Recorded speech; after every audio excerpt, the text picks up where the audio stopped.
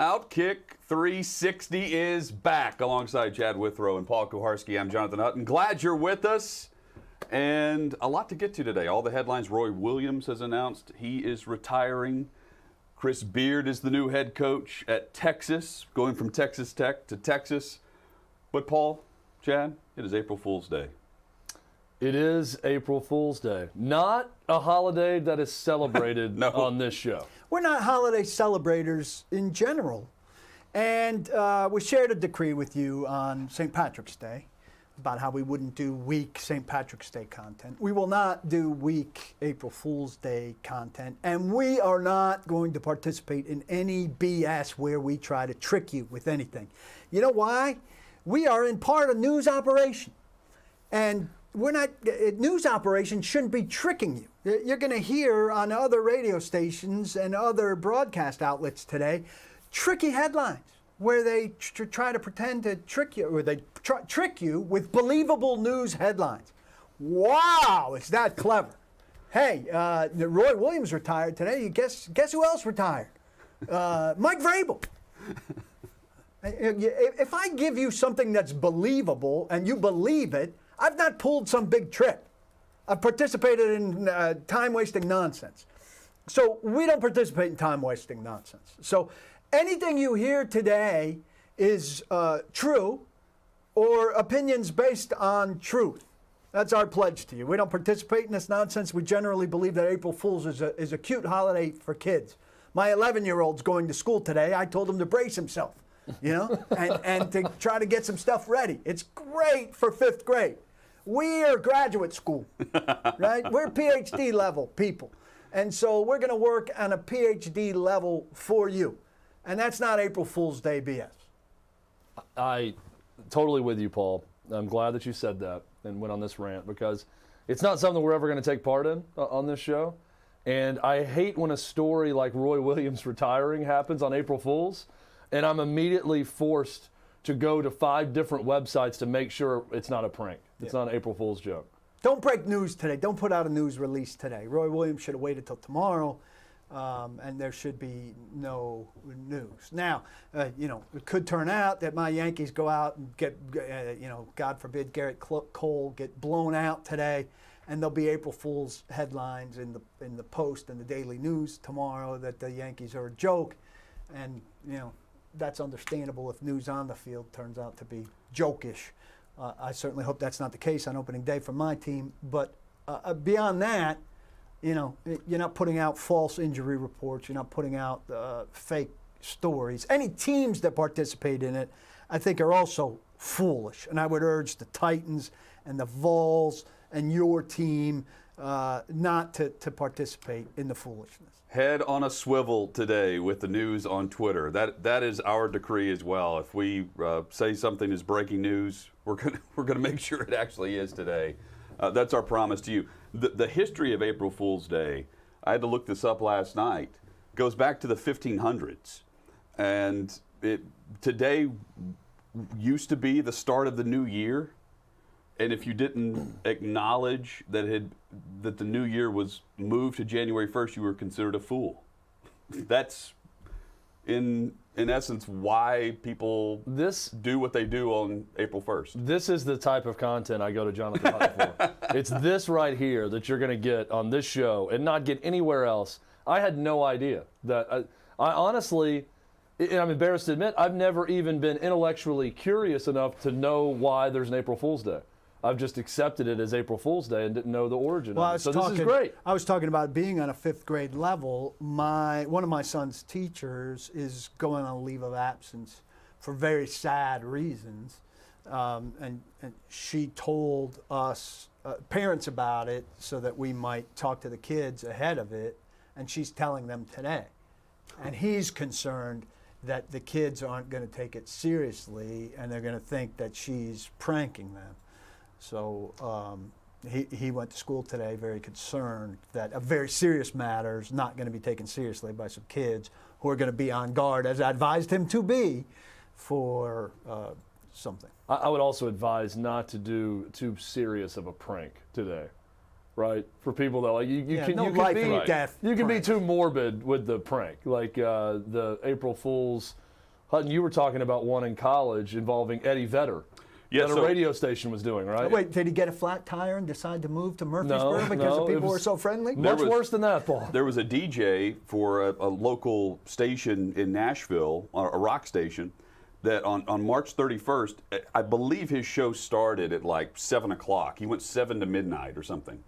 And leading up to midnight on April 1st, he had this long, drawn-out story of how Eddie Vedder, like, killed himself. And so everyone is thinking, you know, Pearl Jam, they're playing Pearl Jam music in honor. And then as 12 o'clock hits and he signs off the air, he's like, April Fool's. And that was it. He was fired for it. I think his name was Mo. This was like 20 years ago. Mo, the DJ. What happened to Mo? Now I need to know what happened to Mo after he was fired. I vividly remember, though, like texting friends. This was back whenever you would pay like 10 cents per text. This is back when I didn't know it was 10 cents per text. I remember a girl in 2005 started texting me on a spring break trip, and I was like, oh, this is amazing. And I'm learning how to do it on the fly. And then I get my phone bill and realize, oh, it's 10 cents per text. Well, we were playing this show in the rec center, and everyone's coming up. Did you hear the news? You hear the news? And you know, it wasn't. You know, Twitter didn't exist. You didn't have the storylines and the viral news. This was just how you were going about getting your news, and it was March 31st leading up to April 1st. It's amazing to me that so many people were listening to this rock station at night. That it took off. In college, right? Like that everybody that it took off that way. The joke I made is a popular Facebook thing where, you know, George Clooney was driving through Hohenwald, Real, Tennessee, got a flat tire. The people were so nice that he's buying a second home there. And this leads me quickly, because this spreads on Facebook a lot, to ask, and this could be the most popular growing segment on our show, do Jacob and Lance use X or no X? Are you guys on Facebook, and do you see these stories of hugely famous celebrities relocating to Tennessee towns because they had a flat tire there? I don't really look at Facebook. I have a Facebook. Oh. I don't even have a Facebook. He has visited Facebook.com. It's funny I because have these a guys, yeah, talking like Belichick. Yeah, I use the my face. We really do need more Lance and Jacob on this show, No, and David Reed as we move forward. I think they come across as not worldly because they haven't seen the Scoop There It Is commercial. They're not on the Facebook, but they're incredibly worldly and entertaining, They're and way we need more to worldly expose than them. us. They're just not exposing themselves to these Exposing pop themselves culture to the things children like you. They expose themselves, just not to these types of things. We need to expose them to you, clothed, in a broader way, so you get the full sense of them that we do, because they're glorious. Something else that I love about Jacob is this was something that only Doug Matthews could do on our previous show, but referred to Jonathan Hutton as John. And he says John and Dave for David Reed. And there's something about that terrific. I find very endearing. And I pointed it out and I said, I want you to continue doing it. I Please, grant you Jacob. permission, Jakob. They talk about my softening, but that softens everyone. I think. Now, if he starts saying like P and C, if he shortens our names, I'm going to have a problem with it. I hate when people just go with the first. Hey, P, what are you up to today? I would like you to rename Chad. Chad hates his own name. Yeah. So if you could come up with a good Chad nickname, that'd be I can great. take your name. I like the name There's your Jacob. assignment, boys. Over Jacob the weekend. Withrow. Something in the bath salt bandit Yes, yeah, Yeah. for sure. Yeah. And what's the graffiti what? Graffito Magnifico. Graffino Graffito. Magnifico. If you want to see disturbing drawings, he is a member of Instagram. He doesn't have the Facebook, but he does have the Instagram. When we ever start having a secret hour of this show, It's nuts. or we have lost podcasts. We have do. things that we've recorded that we didn't put into the world. We never did a season 5 on The Wire. Whenever We didn't do the not? podcast, no. we didn't finish that I out. was We did not. disgusted by season 5, so I was fine with it. So we did a podcast on The Wire. We went back and rewatched it during the pandemic, and we watched the entire series and didn't finish We watched it the first time. There was so much demand for it, no one said a word I about, hated season 5. about us not finishing it. We never finished it. I forgot about We that finished too. the show. We finished the show, but we didn't do the podcast. We didn't do the podcast for season 5. This is blowing my mind that we didn't finish that. I hate it. Roy Williams is retiring after 33 years coaching. Until this year, he had never lost a first-round game in the tournament. Well, 48 years as a coach. I think 33 years as a head coach. That's when he took over at Kansas. Yep. But Let's hope they do a better succession than they did when his mentor, Dean Smith, retired, and they had a disastrous thing, which led to finally getting Roy Williams there in the first place. 9 Final Fours, 3 national titles, all at North Carolina. The only coach in history to win 400-plus games at 2 different schools is Roy Williams. A remarkable career. And I'm just looking through names of possible replacements because immediately a guy steps down and you think, is there an obvious person? A lot of people pointed to Steve Robinson, who's been a longtime assistant of his on the staff. Hubert Davis, it's another guy who left television and then joined his bench. Can I tell a quick story on Hubert Davis? Sure.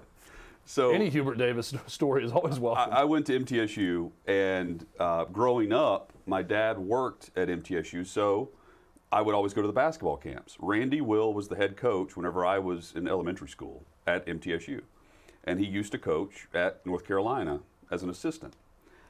And the running rumor at this one particular basketball camp was that Michael Jordan was going to show up because of Randy Will's connections with UNC.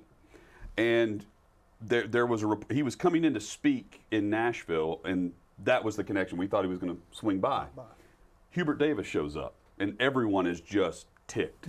Because Hubert Davis walked into the gym as the special guest. Hubert Davis has never let down so many people as he did that day. He walked in, and everyone was just like, because he wasn't Michael Jordan. Yeah. And here he's doing a nice really let thing, down. and everybody hates him for it. And he was like, I know you guys were expecting MJ.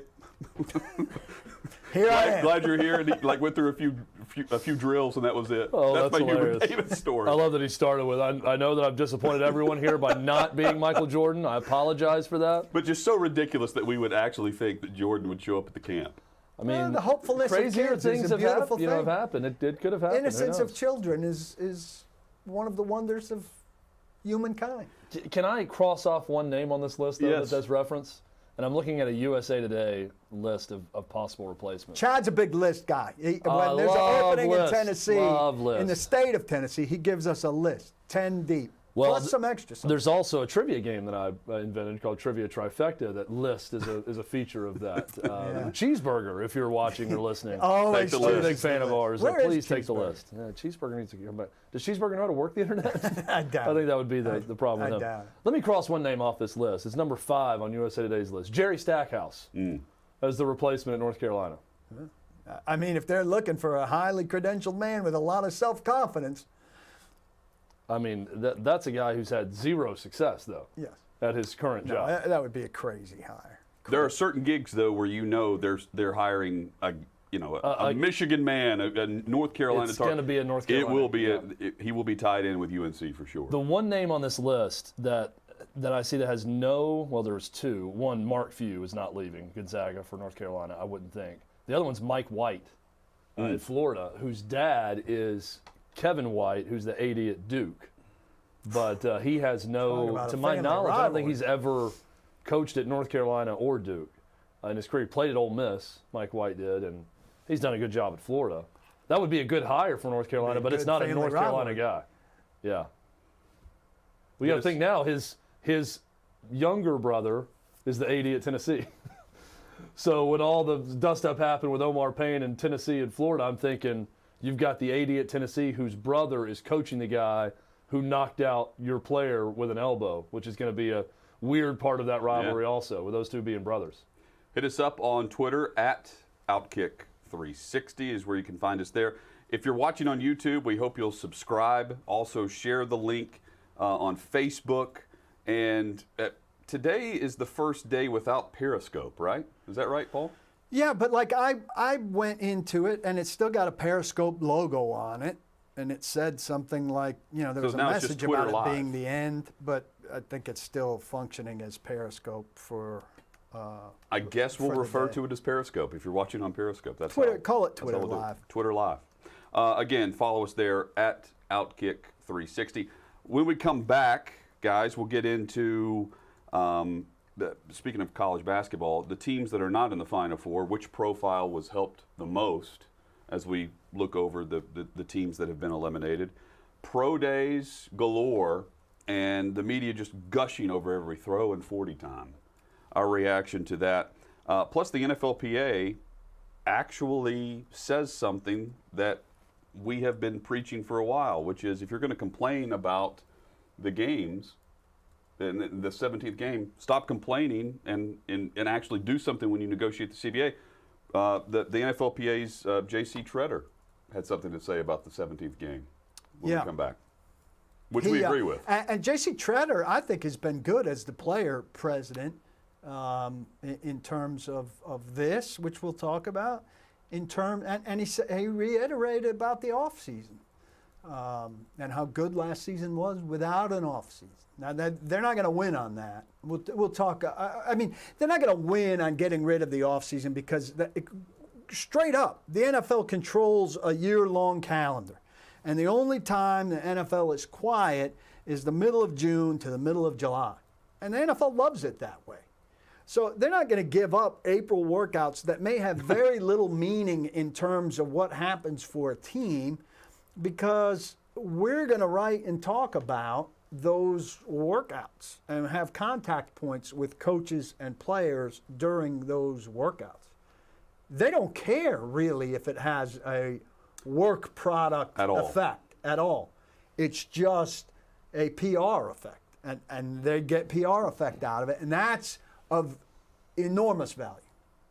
You can take care of some great value at FanDuel. FanDuel.com/OK360. Right now, 40-1 odds on the Final Four. You can take Gonzaga and the money line. Bet $5, win $200 on the Zag. How are you not just doing to win this? a game? How are people not doing this? Why I'll can't continue I to have say, it? I'm a long time. how are you not taking advantage of this offer if you have the chance? You can see it on the screen. Hutton, you know the link where people can go to take advantage of this right now. FanDuel.com/OK360 is the link. New users, 40-1 odds on the Final Four. Hang with us. OutKick 360 rolls on.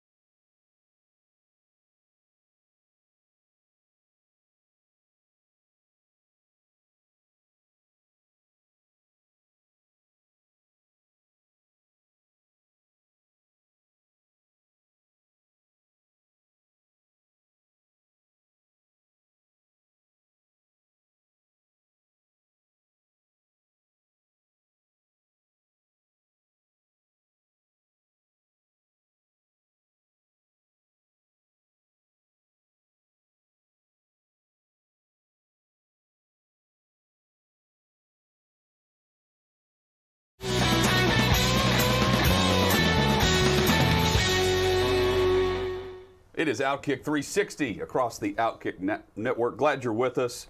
Paul, you were in traffic this morning? Look, Chad said it. I'm going to have a field day with the ability to put up a picture for those of us who are watching us visually and then paint the word picture for those of us who are just listening to us. But Paul takes more pictures on his phone than anyone that I know. The opening of our show for those who that's are great. coming back. Hey, it sounded great. Yeah, Terrific. Will Hogue still riffing it. Listen, you've got. We discussed this time and time again. You need to pull into an intersection. If you're taking a left at a light, right? Get out into the intersection so that when the light changes, you may go. This is totally separate than blocking the box. This is another federal problem. It's particularly bad in Nashville. And if you look at this car, the reason that this car is all smashed up in the back is because it refuses to do the very thing I'm talking about. And cars are plowing into it because they're expecting it to take a left like a normal human being, and it doesn't. Also, this car raises another issue for me. This is a Tennessee license plate with Ole Miss all over it. We're not in Mississippi. So you should only be allowed to advertise Tennessee things on a state of Tennessee license plate. I know we'll sell out for anything. But let Ole Miss advertise on Mississippi license plates. I think in Tennessee you should only get to advertise Tennessee schools on an official state plate. So I hate this person on multiple levels. It should also be Go only get your public damn state car schools. fixed. Look, do you see That the too. window sticker up there? It's Yes. an Ole Miss sticker. That's what you get to do in the state of Tennessee. Your license plate needs to be all Tennessee things on the license. Why double up? This would be my question about this vehicle. Redundancy. Is the doubling up of it's like double logos, right? When you're wearing it on your clothing, it's too much. The hat and the Too shirt. much. You're not a coach. Too much. This person's got the Ole Miss sticker on the back window and also the Ole Miss plate. It's too much. Well, you know why? But They're Paul- anticipating getting smashed in further, and something's not going to be visible once they get hit one more time. I think this We're raises back a into bigger something. question. How many other out-of-state schools do they print on the Tennessee license Hell, plate? I think I could get a Columbia plate. I wonder how many, but I don't. If I Do you get have to have a 55 certain amount of bucks. demand Yes, in I order think to so. print them? Like you can't just pick one, but is there like a Michigan State that you can get on your Tennessee plate I think also? if Is they're- it just in the Southeast? I think if there are 500 All Michigan SEC State schools, people maybe? that want it, they'll give it to you. Yeah, it's crazy to think about. I mean, if you're going with what should be on there, it should just not only just be in-state schools, but publicly funded in-state schools on the state of Tennessee plate, not even private I schools. shouldn't totally bemoan this, though I was going to limit it to in-state, but I once wrote one of my earliest columns at the Tennessean when I had a column chance was putting myself basically up for sale for one of those, saying that I wanted to get a plate for a Tennessee school or a cause, and then I could go around saying what a great time we had together at blank and fake it to make myself more of a Tennessean. This is so anti-Paul now. Like it you were was- really. I mean, it was a complete. You were young, naive, just a real go-getter at that point. Ready for anything? I was. Now you've been It was, you're it was a older. good column angle. It was You're funny. shut down to the world, just bitter, Yeah, right. totally different. That goes against the softening. So I'm glad that you see a hard stance.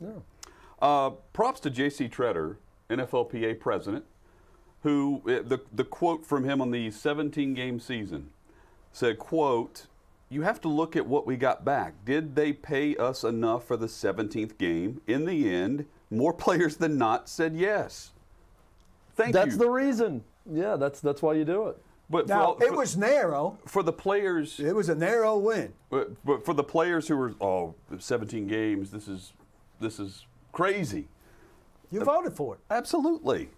You voted for it. And He's- thank goodness he's for the right. president of the NFLPA saying that. He's an outspoken dude who has done well. But the thing about the NFLPA is that these guys, both DeMaurice Smith, the executive He's the executive director. thank you, and J.C. Treader, the player president, and then all of their predecessors.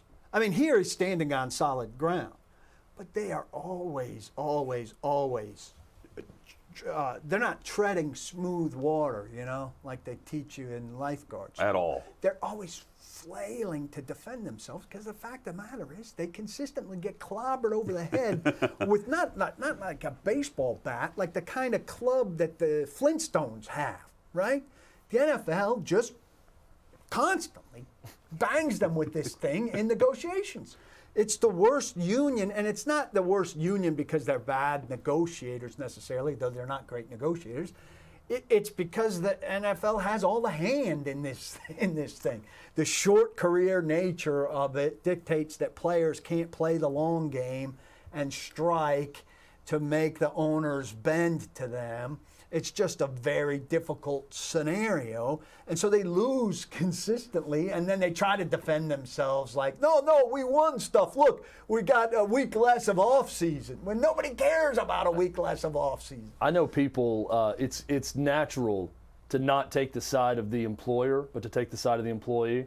It's sort of the American go for the little And guy we don't do it in type this spirit. case. I think about this with the NCAA hearing yesterday with the Supreme Court and all the questioning there. Every writer I read is going to take the side of the athlete and not the coach or the institution, right, or the NCAA. Yep. And I think that's natural in a lot of ways, and I think we're all doing that to some extent at different times. But isn't it interesting that the most popular sport in America by a mile is the NFL? And it's also the sport that is most controlled by teams, league owners. And we side with them a lot.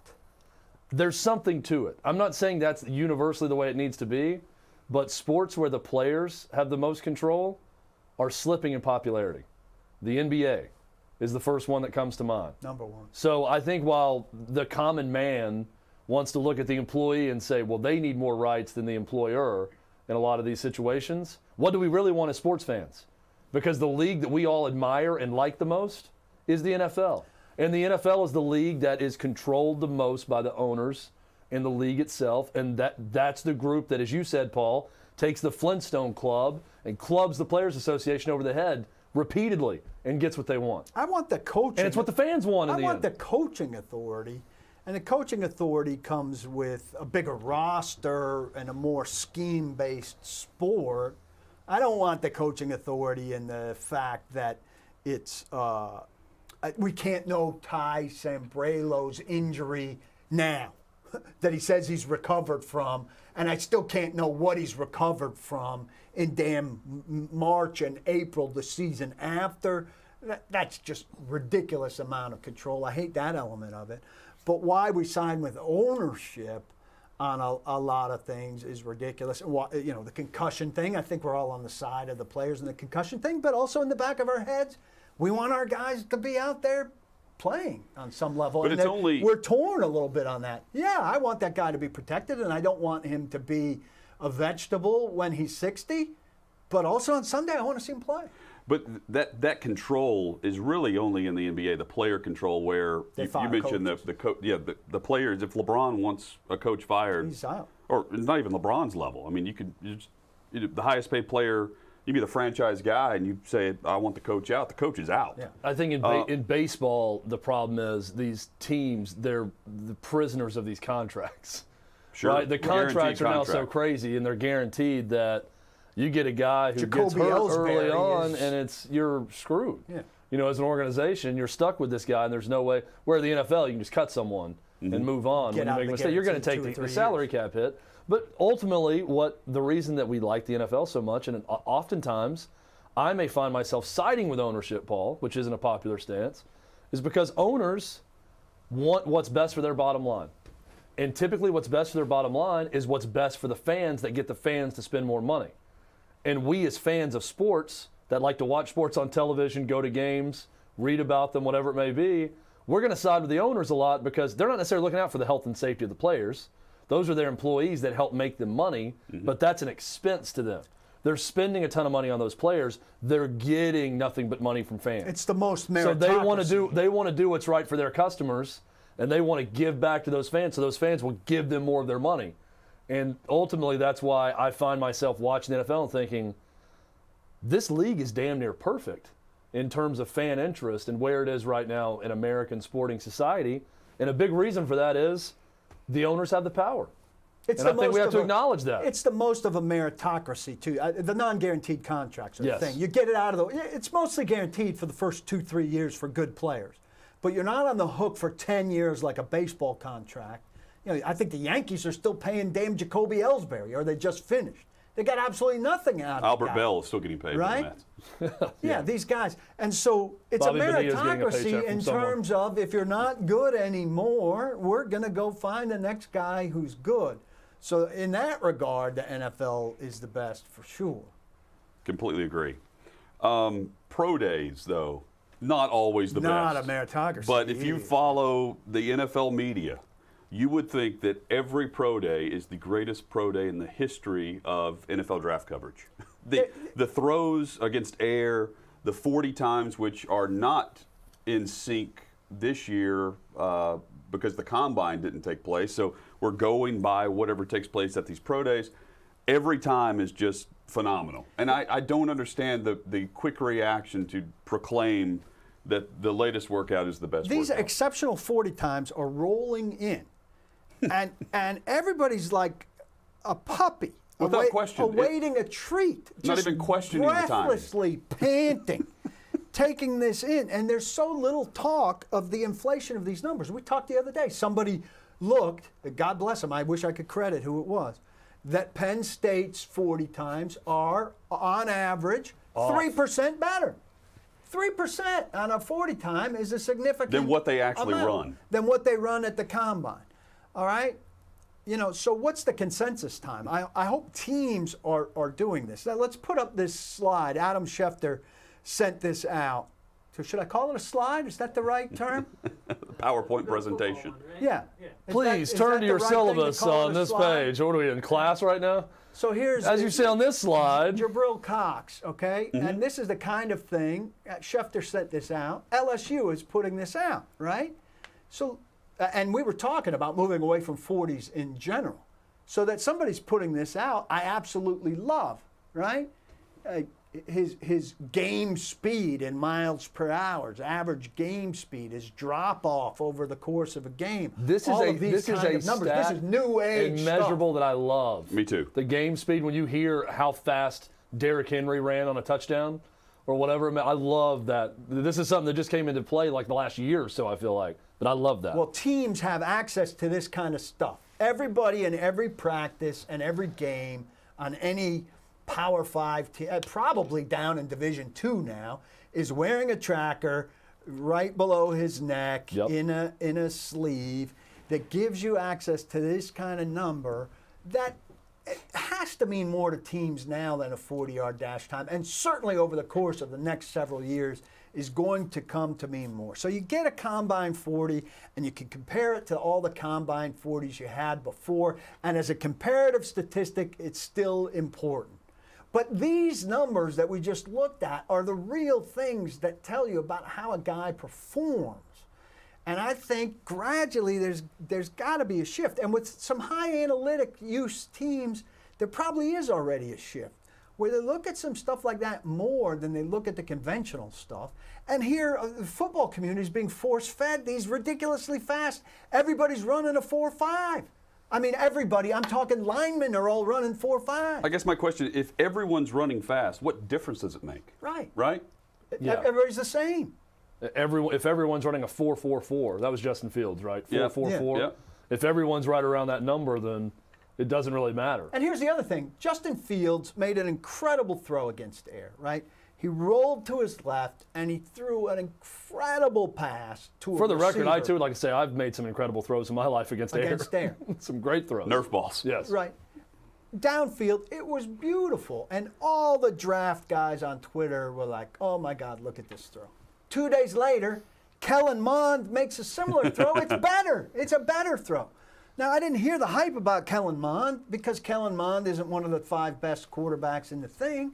But when I see Kellen Mond do it, where is the person saying, well, if Kellen Mond's doing it, it's not that big a deal that Justin Fields is doing it? Where is all this context? There's none of it out there. Yeah. I mean, practice squad quarterbacks can throw a football into a trash can from 60 yards out. I mean, so when you see these trick passes. Alex and Tanney did all of that stuff. He Great wasn't a good example. quarterback. Well, there Great was example. a dude at UConn that was like a backup. Remember, and he was a viral sensation because he had all the trick throws that he could do. Sure. And I'm watching it, I'm thinking, well, this guy can't even start at UConn. I mean, so what does it matter? So here's how you need to look at it. This is our advice to you. If a guy makes a crappy throw at a pro day, and it's not like an early jittery thing, that's the tape I want to see. That's the tape that's telling.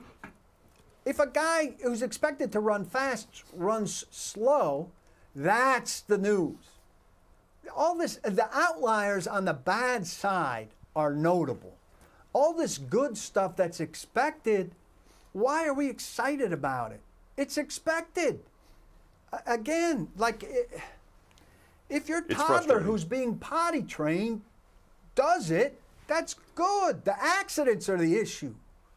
Yeah, what's not expected is who was the big guy who ran shirtless at the combine? With his belly big rolling lineman all. Yes. That was jiggling everywhere. Oh, it was the from lineman Alabama. that went to Cincinnati. It's from Alabama, and I'm blanking Smith. on his name. Yeah. Anyway, that is what's notable. Is when you have something like that happen that's so Andre far. Smith. Yes, thank you. Yes. That's so far You out had of to the close your ordinary, eyes. bad in a bad way that it gets attention. The guy who can't bench 225.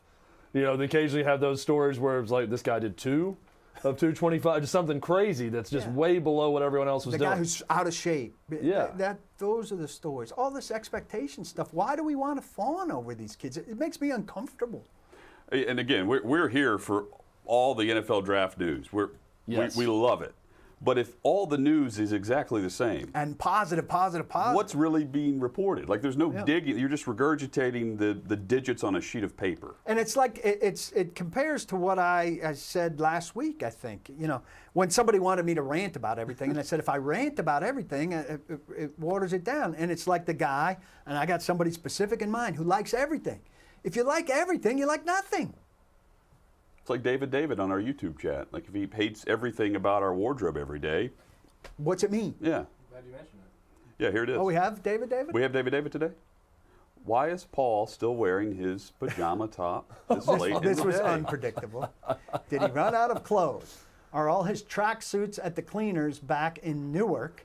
Or is he saving them for weddings and funerals? Oh, this is the Wow, best. that's very high. He took it up a notch. David He has worked on that all really night. outdone himself. Now, with I will this. say this. It didn't matter what He I knew you wore were gonna today. wear this It today? didn't matter what I wore today. He had that ready. Whatever I wore today, he was going to say that about. I really thought he'd come after my jacket. I today. thought that was spectacular. The Newark line, like now I'm a mafioso. Pajama top. Hanging out with Tony Soprano and Christopher Maltasanti. You know what my favorite pajama top actually is? It's a Mississippi State shirt somebody gave me that I would right. never wear outside of my house, lest someone think I had an interest in the SEC. David's wardrobe critiques. That was fantastic. Quickly becoming one of my favorite parts of the show. I hope you're enjoying as well. Yeah. David, please keep them coming. That was his best work Keep yet. that YouTube chat going. Paul's going to check in on Yeah. it randomly whenever he can stomach it. David is on the And then rise. he's going to let us know what's going on. I feel like today should be Friday because that would be a great way for David. Is this his April Fool's Day joke? That No, he's no. Funny? That was strong. That's like surprising. He got a lot better. Yeah, he got now, a lot better. Let's say than that. this. Lance has an idea. I'm going to forget your damn Insta handle again. Graffito Magnifico. Graffito Magnifico. That sounds like an option at He's Olive an Garden, artiste. right? All you Is can eat that salad. It's Graffito Magnifico month at the Olive Garden. All the Magnifico you can ask for. All you can eat Lance- breadstick. I Lance see is- someone shredding Parmesan onto a plate when I hear that. Lance is an artiste, and he has offered, if he hasn't offered, I've accepted the offer anyway, to illustrate David. And so what we're thinking is he's going to illustrate what he thinks David looks like. And now when we post David's comments, we will combine it with what we collectively, through the mind of Lance, thinks David looks like. Give him a really good wardrobe also. Oh, of course. And we'll combine that, and he'll be a literal caricature for us. Because David has, while you're being very brazen and funny, we've yet to see that picture we asked you for of your fantastic wardrobe for us to critique. We really need to see that. So also big thanks to Scott Richardson on Twitter, That was great. who sent us a picture, Paul, of all of the out-of-state schools that you can buy a Tennessee license plate. This is where our audience is This terrific. is where the people deliver. Scott Rattle that Richardson off. delivered. Here are just some of them out of state you can buy. Auburn, Ole Miss, which you saw, Mississippi State, also your favorite shirt, Paul, to sleep in, Florida, Arkansas, Alabama, Penn State, Kentucky, Florida State, Indiana, and those are all the ones I'm seeing on this So one page. there has that to he be a said. threshold of so many sales for Listen, this. yeah. They Right. also You have have to petition. a Lady Vols, a Tennessee Vols, a Vanderbilt, a UT Chattanooga, Sewanee. I'm seeing a Sewanee play here also. Those are the in-state schools that I see on this page. Let's go back to that column that I Trevecca. wrote. Trevecca also on here. Lipscomb wanted me. They wanted me to get a Lipscomb plate. They were campaigning for it. They Yeah. invited me for a reception, for a lunch. And at the time, I didn't do well maintaining my calendar. And they set this whole thing up, and I missed it. Oh. That was awful. You no-showed? I know. Did you ever hear back That from was them? the Did you beginning. apologize? Yeah, I got an email like in the middle of it. Like, That we're was the waiting beginning for of you. Paul being invited to something so he not could showing say no. Not showing up. I didn't say no. I said yes. And I didn't One show of Paul's up. favorite It was things awful. is to receive an invitation to do anything so that he can decline. I like to be invited and decline. So if you guys ever invite me to anything, I will show up. Because We actually had a big dinner last night that we did not invite Paul Yeah. to today. He's like, oh, I would have gone to I would've that. gone. And we're thinking, or No, you would we would've. have just invited you and you said no? Oh, I got stuff to do with Simon. This seemed like it was, fun. of fun. consequence. Which hoops profile was helped the most based on the tournament run? Our opinion on that coming up on OutKick 360.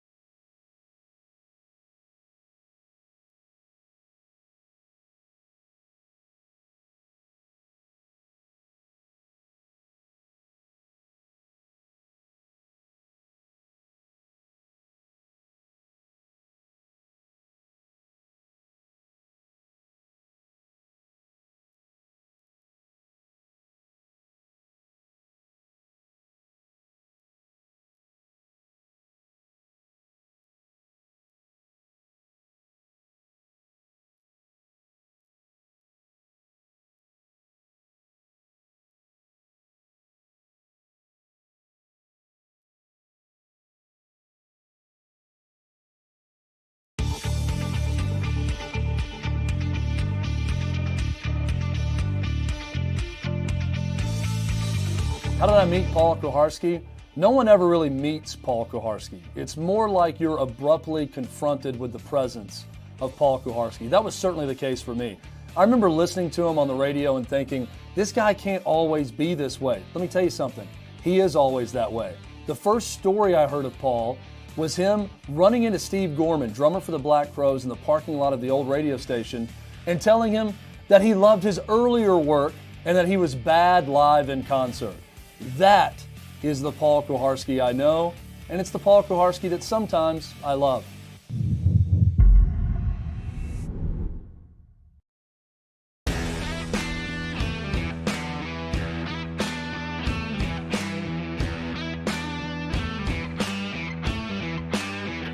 Follow the show on Instagram and Twitter. You can also find us on Facebook, all social media outlets at OutKick 360. Instagram, full of stories and photos, videos from behind the scenes.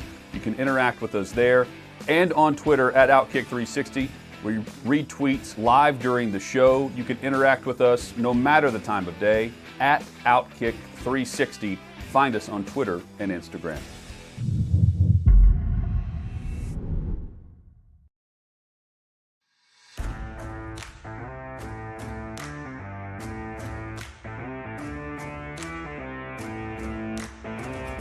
So I don't remember the first time I met Chad Withrow, but to me, he was a complete disciple of George Plaster, a piece of dinosaur radio in Nashville.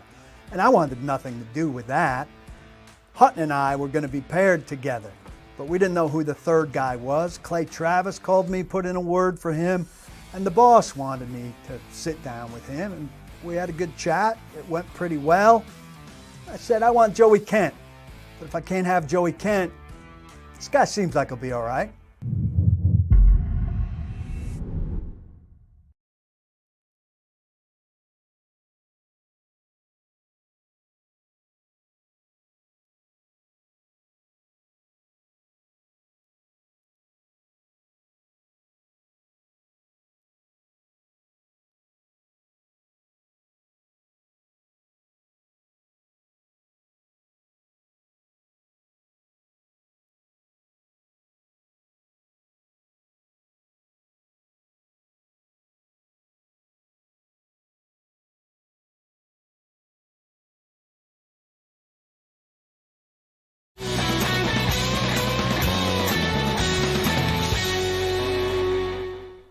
Outside of Oregon State, which NCAA basketball team's profile was helped the most during this March Madness run? OutKick 360 rolls on. Glad you're with us. If you're listening to Fox Sports Knoxville, really appreciate our first affiliate on board across the OutKick network. Share the show if you're watching right now on Twitter, Facebook, on YouTube. We appreciate the likes and subscriptions. And if you're listening on podcast, you can find us on any podcast platform. I say any because Chad can rattle off thousands, both real and fake, and we're there. Hinge, Raya, Farmers Only, JDate, Grinder. These are all different apps that you can find our show As well on as daily. Stitcher, Audible, Google Play, Apple, Spotify, and your more conventional That's right. podcast outlets. And if you have an Amazon product, you can ask Alexa to search OutKick on YouTube.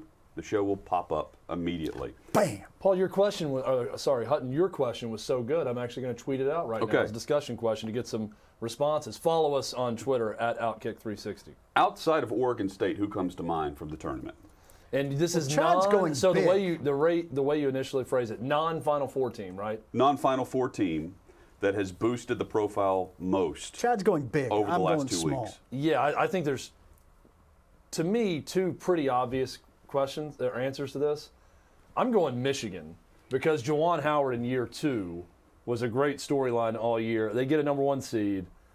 They lose in the Elite Eight, yes, in a really good game to UCLA. So that's not great as a number 1 seed. But I think just as a profile-raising season and tournament run and respect level for Juwan Howard goes, I'm going with the That's a good one. Wolverines. I go with smaller programs who are rising, right? I don't want to steal yours, but I write down 3. I mean, Loyola Chicago is the second time we've Immediately comes to seen mind them. for me. I don't think we overlook Right. them ever again based Yep, on what they've that's a done. good one. Because they've, how far did they go last time? They went further. They went Elite Eight, I think, last time. Anyway, they go they went to Sweet the Final 16. Four. Went to Final Four, and now they go Sweet 16. So But not Final a fluke, Four, right? Final Four, but still, they caught me by surprise Right. this year. And I, from now on, when you see them on your bracket, you're going to pencil them into the next It's round. not a But I fluke. think They've everyone had them twice beating done Georgia big Tech. things. Right, as an 8-9 game, I Right. think everyone had them winning the first game, and most everyone had them losing to Illinois. Right. But Beating Illinois. everyone had them winning the first game. Also, you talk about profile. I mean, we're talking national profile Mm-hmm. here, but beating Illinois, that's local profile there. If a kid's making a local decision, I mean, they're the king of the state. And also with them, it's the last time we see them as an 8 seed, right? Like Yeah. they're only going to move up the profile line when it comes to the committee as well. We'll see them as a 5 next time. Yeah. Yeah, Oral it's gonna help. Roberts gets to the Sweet 16. Yep. That's a program maker. They're looked at Agreed. completely differently, at least for the next 3 years. You know, Mm-hmm. a full recruiting. I'll call that a cycle, right? A full team's worth, 4 years worth of kids, right? Creighton, I think none of us would think of because none of us were really into Creighton, but they went to the Sweet 16. And they're in the Big East now, which they don't belong in the Big East. I think all of us struggle with that. But they've got something to sell now that Georgetown doesn't have to sell after Georgetown beat the hell out of them in the Big East final. I feel like we knew Alabama was really good this year.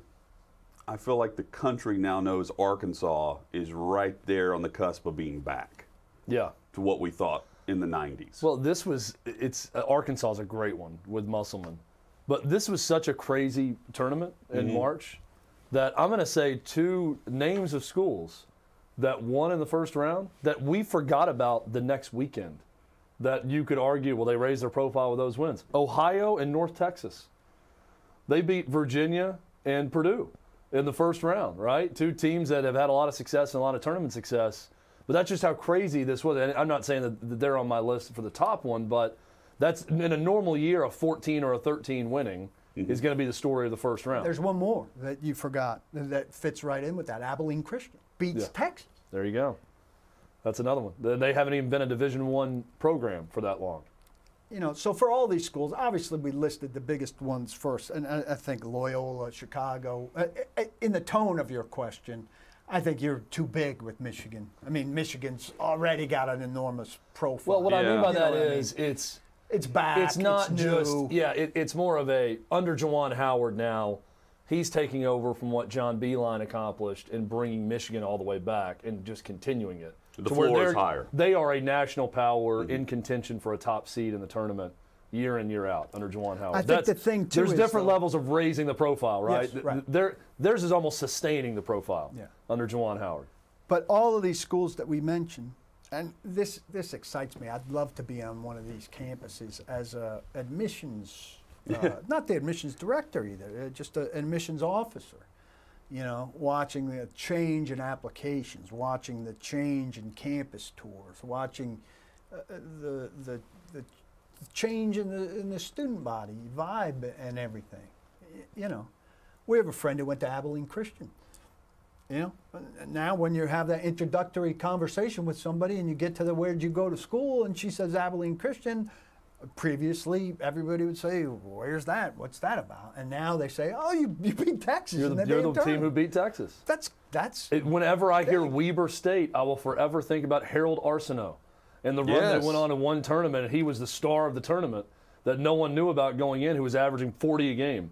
Once they got in the NCAA tournament, and that's, if I ever meet a Weber State graduate, I have yet to meet one as of now in my life, but if I meet one, I'm immediately going to say Harold Arsenault to that Weber State grad. Chad Abilene suggesting Christian, there's a high dropout rate at Weber State. Abilene Christian. Well, I just don't mingle in the social circles of Weber State grads. I guess I'm saying I'm not big in the Salt Lake City They don't- social scene. They don't mingle in yours. No, that's true. Yeah, they would not mingle with me. But you're right. Abilene Christian, immediately you're going to think about Texas from here on out when you hear that school. And that's what's the beauty of this tournament.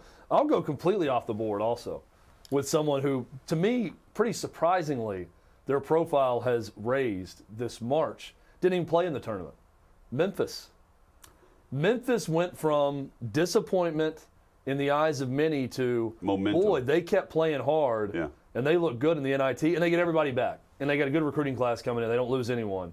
To suddenly, well, now Penny Hardaway, year 4 is going to be the year that he's going to break through, right? I mean, that's sort of the expectation now after winning the NIT. Yeah, I mean they've been able to reach a certain level now of success, albeit the NIT, where you feel like there is a catapult for Memphis State. They even had the throwback uniforms. Did you notice that? Yeah, The Memphis State they had jersey. Memphis State, the same that Penny wore. Yeah.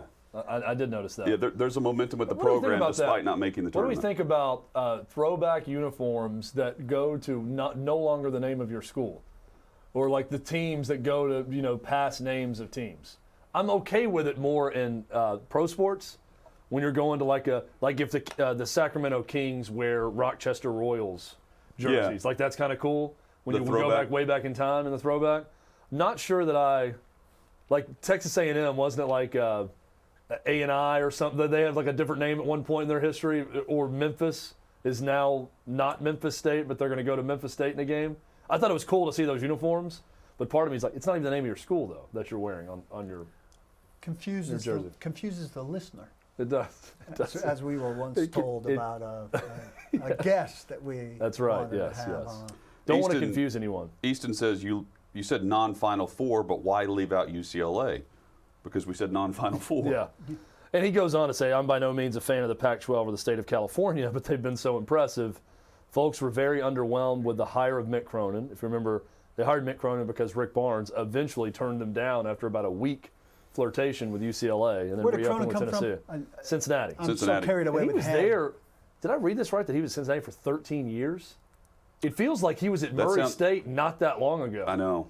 But No. it must have been mid-2000s that he was feels at Murray right. State. Yeah. So he was there for 13 years. But yeah, no, UCLA certainly.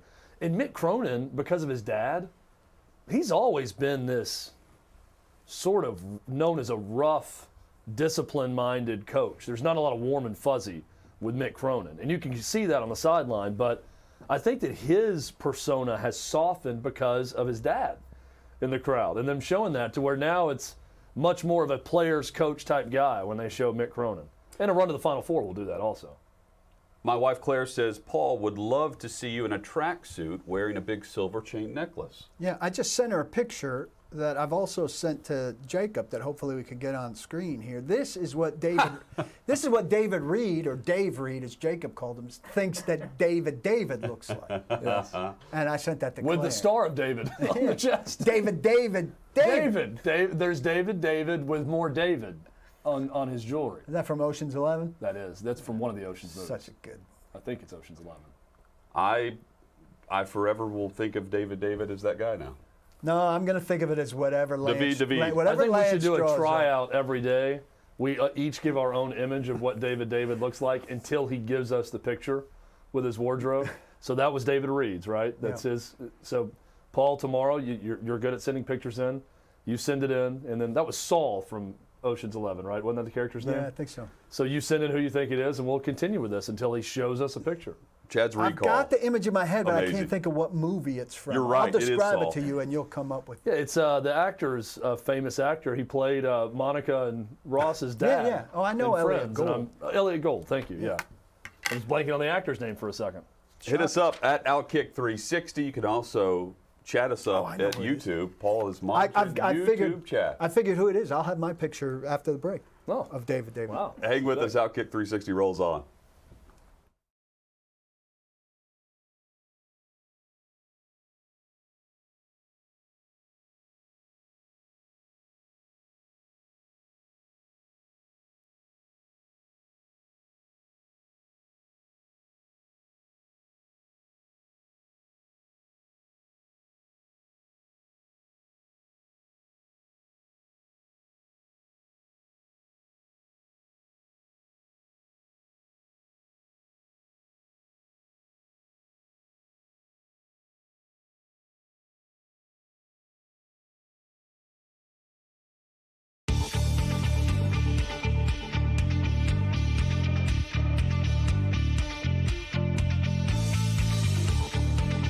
Chad, on display behind you, the birth of Catfish Jake and the instrument of crime.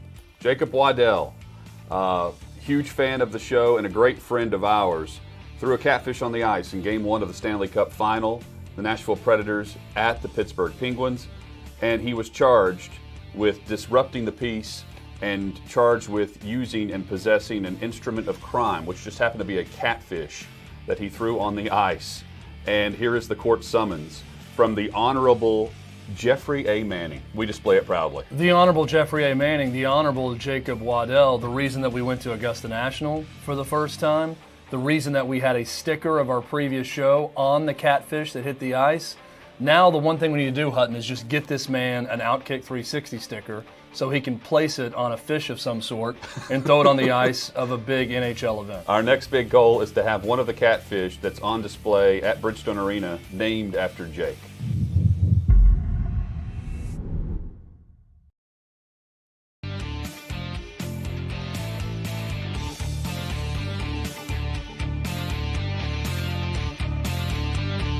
Something new from the shelf. This is an invitation to Jerry Jones's Hall of Fame party just outside Canton, Ohio.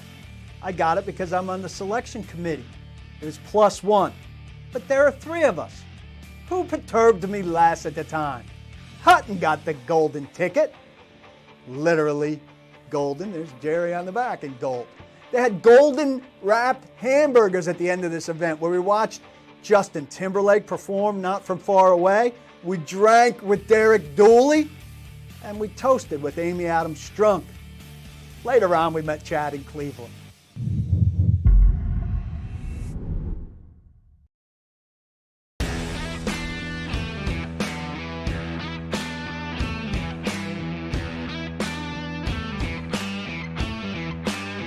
The 360 Masters is back.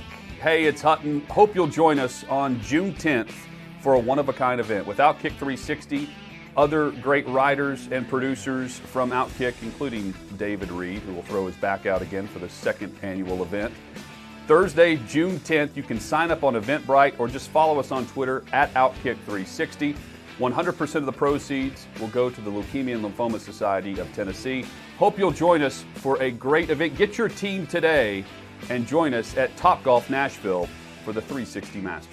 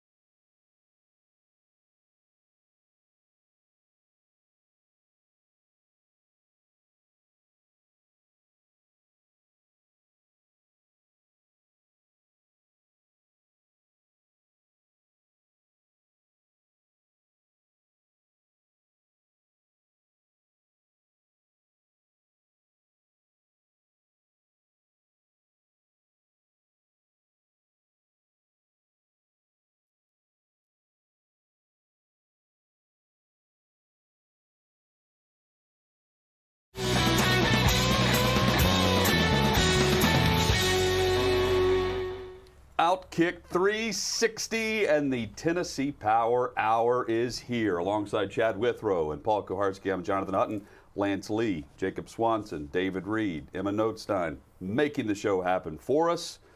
Interact with us on Twitter at OutKick 360. We hope you'll subscribe on YouTube.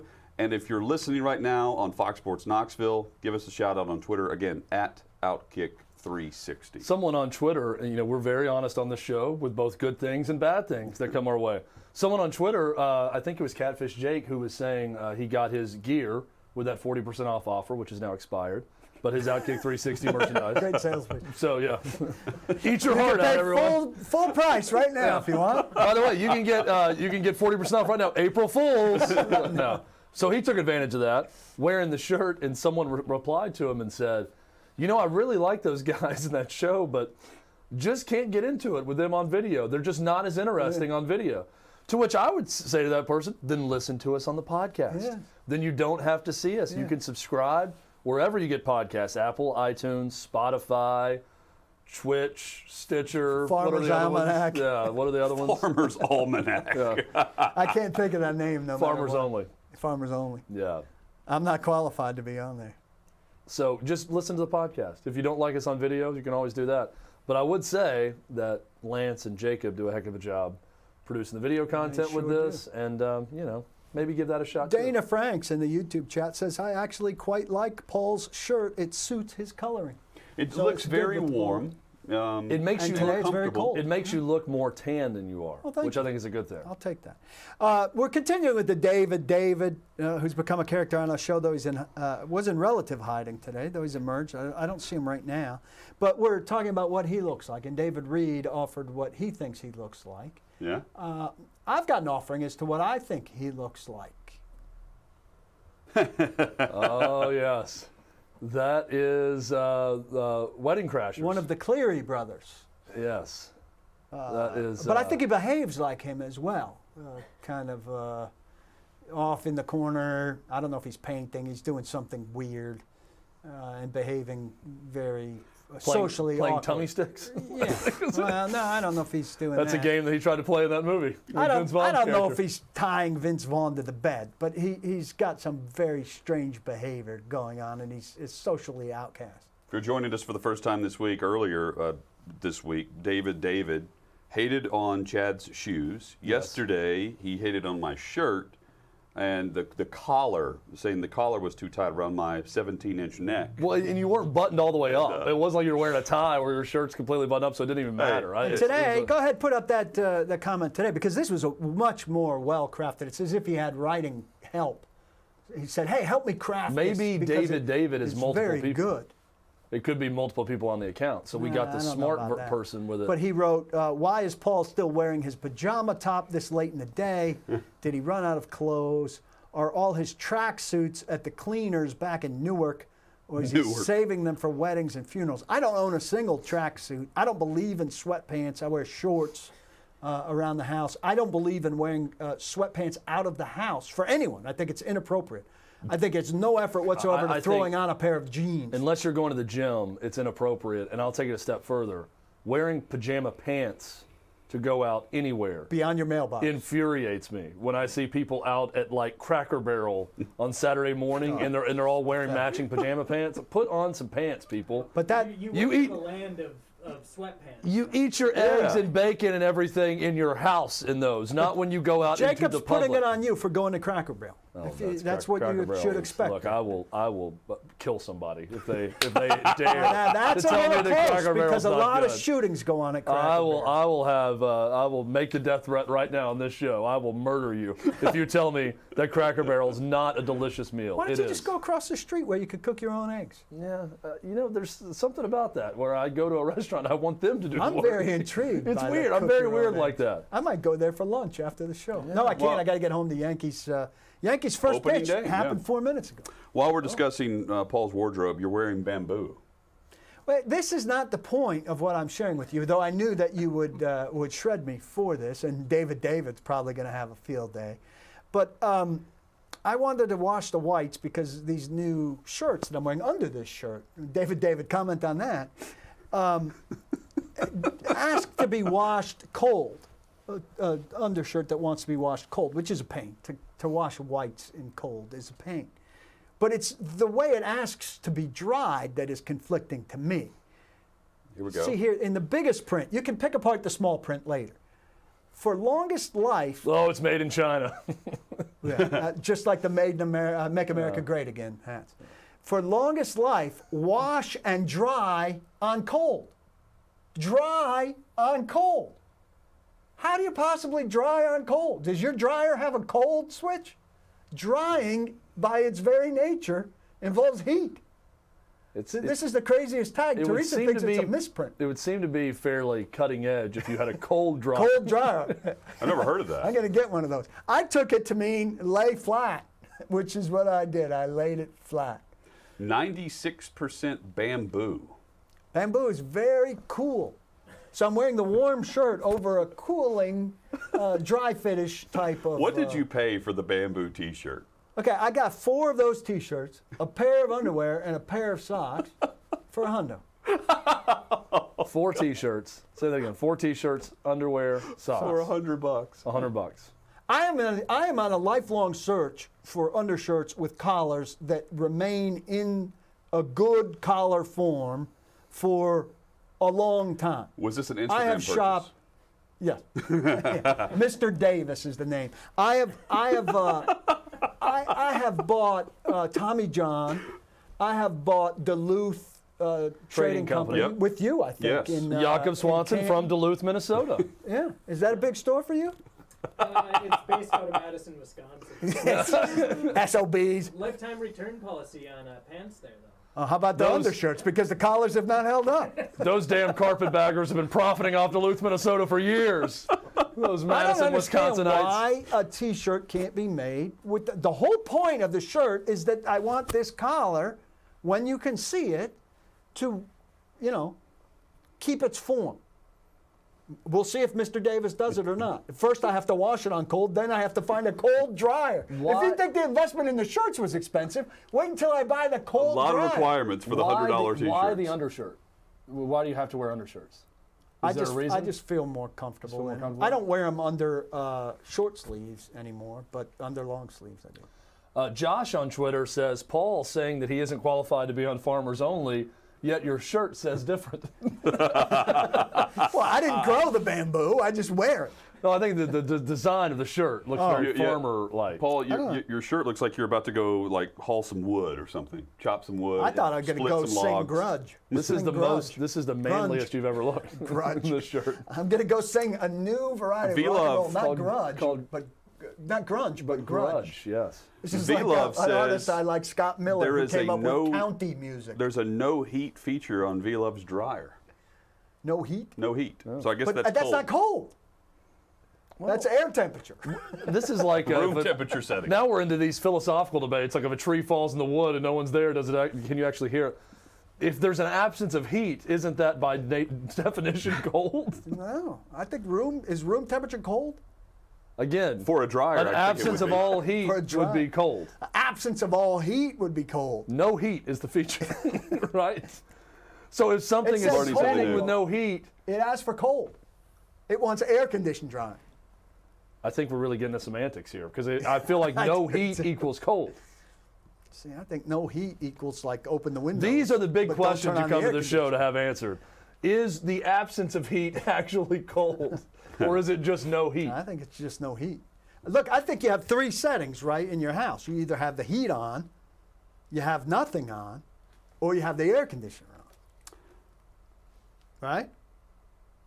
I would require, if I'm paying $100 for 4 T-shirts and some underwear And socks. and socks, that I would be allowed to dry said clothing on a heat cycle for the It's dryer. very controversial. I think that we should Claire have would, an Claire would lose her advertising, mind over the setting. advertising deal with Mr. Davis. Because his shirts are very comfortable. And so far, after one washing, even though there was heat in the wash, collar's doing well. Jordan on Twitter asks, Chad, if you happen to own a pair of SEC pants made by Clay Travis, is it acceptable to wear at Cracker Barrel? I would say Those are pajama Those bottoms. pants are unacceptable at Anyway. all venues. Civilization. Away, busy. Clay would tell you those are unacceptable because no one bought them. He still has, what is it, Clay? He's drowning in pants at his house. He has a room dedicated He's got to a pants. room dedicated to all the pants that he did not sell, those SEC-themed pants. It wasn't a terrible idea because that was, Paul jokes about the crab pants, shorts with crabs Oh, on sure, them or you all wear these. that. It's a very southern Anchors. thing. Yeah. So I could see where he was Southern going with frat that. boy.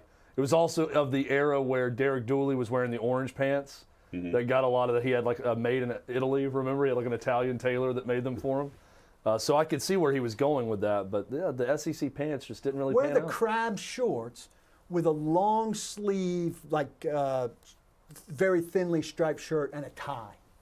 That's huge in the South. That's a They big, love big southern Frat boy. grove, like you're tailgating in the Grove. I that. feel That's like it. was that. You were wearing that when you did your first Tour de France. Oh, or no, I was not. I was No, not. you were I naked. didn't have that kind of money. I didn't have that kind of money in college. Well, He spent it all on the wine. Box wine. it's really tough to get the funnel through the pleat of the pants. you gotta de-pant before you do that. James on Twitter says, PK out here looking like the brawny paper towel guy about to go chop some wood. I should Yes. send you guys this picture so we can put it up on the screen also. But Well, that guy's Oh, a in split jeans. screen. I'm wearing. so Paul, gray I pants. have 2 shirts that are very similar to that pattern. I'll wear one of them tomorrow. It's a light blue, but it's very farmer-like also. I love that Paul's like, I like well, them. the brawny guy's wearing jeans and I'm in gray pants. It has nothing to do with your pants. Just like the Tour de France. Paul's like, yeah, that's really fun. I'm fine. That's an important distinction to make. Listen, That Paul's wearing gray pants. I'm looking as good as I've looked in years. Go ahead, have at me. You want to mock this? Mock it. You should Get have after seen it, me David. 3 David. months ago. Get after it. Coming up, we discuss the name or names that we've seen the most in mock drafts for the Titans. I'm curious what name pops to mind for pick 22 when we are surveying what others nationally think the Titans might do with the selection. This is also one of the most wonderful times of the year. 4 weeks from tonight, the NFL draft. I love the NFL draft. I love the marriage of college and pro football. And this one of Hate those. it. I love it. You hate it? Oh my God, you know I hate the draft. You hate it? Yes. I didn't know you hated it. I thought you hated certain aspects of what people ask about with the draft, but I didn't know you hated the actual draft. It's misery. We'll get into Everybody why acts Paul like they hates know, the NFL everybody draft. acts like they know everything about 250 players. Also, one thing we need to clarify, Elliot Gould's character, Ruben Tishkoff. Yeah.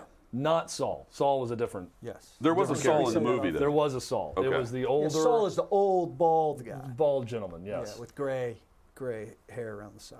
Hang with us. OutKick 360 and the Tennessee Power Hour rolls on.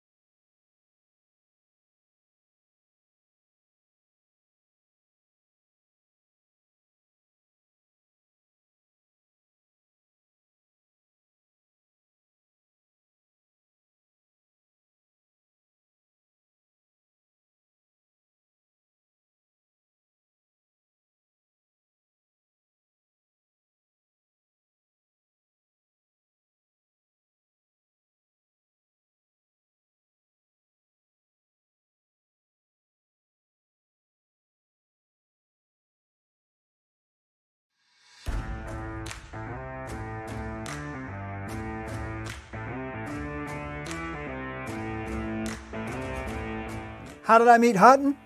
Well, Titans Radio used to send out a swarm of interns to training camp. Most of them were completely inconsequential. They just leaned in on interviews and stole quotes.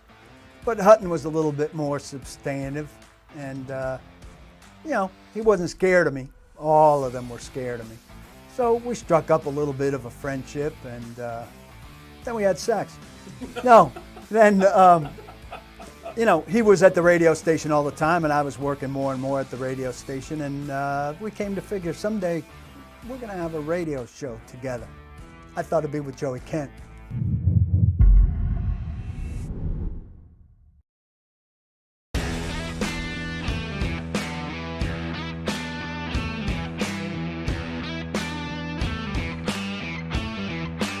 You can find OutKick 360 content 24/7 wherever you download your podcasts, including Apple Podcasts. We hope you'll search out OutKick 360 and like, subscribe, and give us a rating. 5-star rating as you scroll to the bottom. You can write a review as well and check out all of the content. We're going to post full shows immediately following every show, plus interviews, conversation, and exclusive content, and more. Just search out OutKick 360 on Apple Podcasts.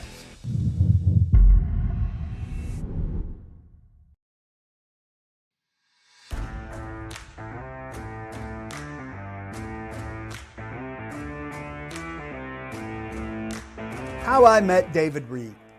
He was around the radio station all the time, and I thought he was a great guy. We wind up in conversations and stuff. And then I won a suite to Nashville Predators game, and Hutton and Withrow were both doing high school basketball championship games, and I needed somebody who was a co-representative of the station. Reed wasn't our producer yet, but I invited him, and I thought, this guy plays softball, he'll come out and drink some beers with us. Found out that night Reed doesn't drink. But turns out his fiance, the lovely Lindsay, was in the box, so I was really Cupid in terms of getting them together. And we've grown to be great friends. Couldn't be more thrilled that he's at OutKick 360 with us. One of the greatest guys you'll ever meet, and so skilled at what he does behind the scenes. He's a bigger part of the show than anybody knows.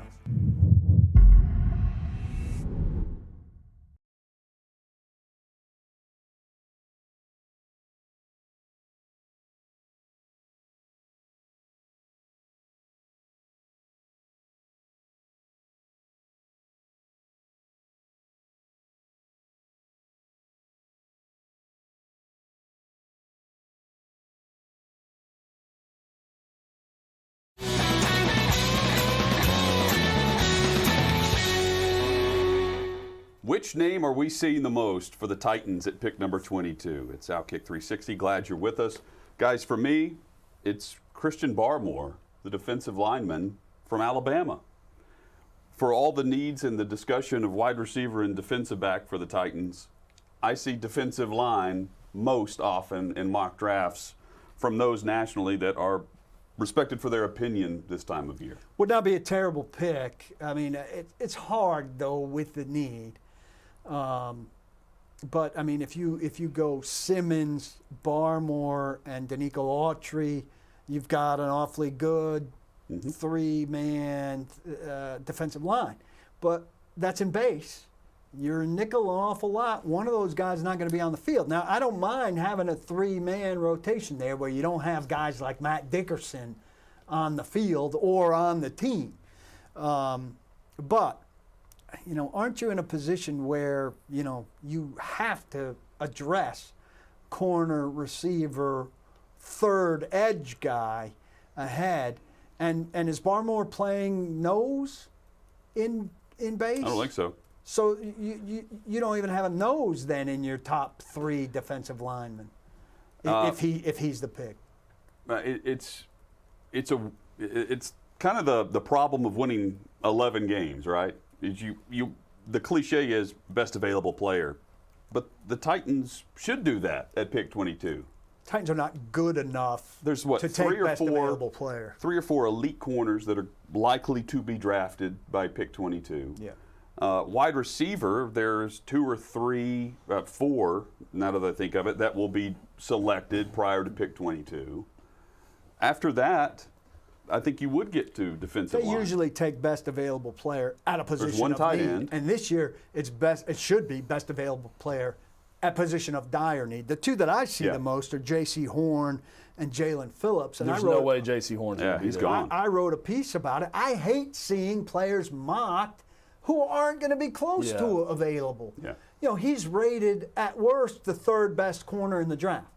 I counted I just went to a CBS piece, you know, that listed team needs. Now those pieces aren't always accurate, you know, based on what they list the Titans as needing. Sometimes it's ridiculous. But they had 23 teams outside of the Titans needing corners and 24 teams needing edge. Even if you give away 5 quarterbacks in the 21 picks before the Titans, is the third corner going to be there? No. Is the third pass rusher going to be there? So I hate these mocks because they're consistently giving teams players that aren't going to be there. So when I think of Titans at 22, I think corner.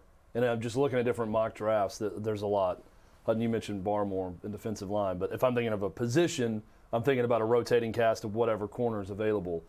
If Greg Newsome from Northwestern is the fourth corner, what's the drop-off from him and the top 3?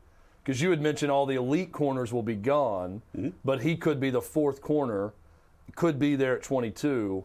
I wonder how much a player like that would interest the Titans.